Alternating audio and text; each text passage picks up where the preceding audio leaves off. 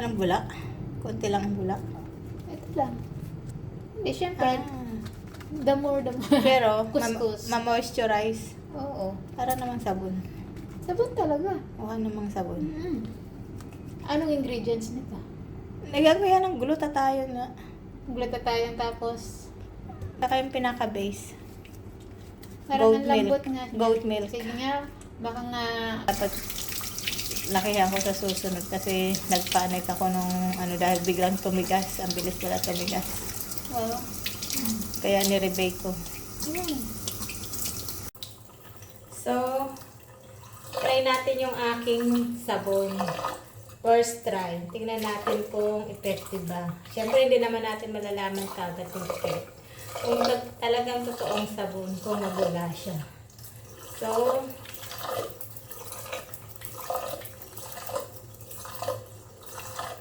mabula naman. Mabula, no?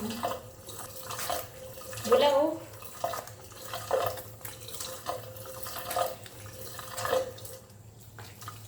Tsaka, malambot, ma-moisturize. Tapos, gusto ko i-testing ko dito sa left hand ko. Dito, natural lang. Tingnan natin kung puputi. Kasi, lagi akong binad sa araw. So, ang init-init. So, dito, gagamitan ko to everyday na sabon na may glutathione. Papaya soap with glutathione and with vitamin E. Nilagyan ko. So, ito natin. Everyday gagamitan ko to. Ito hindi. Tapos, after ko maubos to, titingnan natin kung nag-whiter yung skin. In fairness, oh. Ano din naman. Tigas.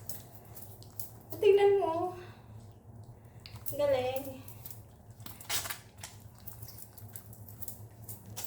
Look.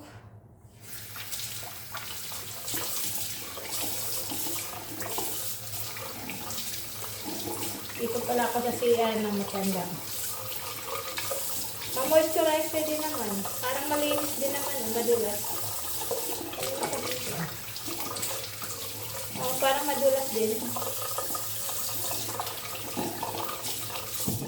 Yan. Amoy papaya. Galing. Bukas gagawa. Thank you guys for watching. Abangan nyo yung aking magiging mass production ng sabon. In 3 years from now. Sa ngayon kasi puro tayo experiment. Actually, hindi ko nga nililista pa masyado yung mga pinaglalagay ko. Testing muna tayo. Iba-ibang ingredients. And then, malay mo, time will ka magiging magmamas production na tayo. Who knows? Thank you guys for watching.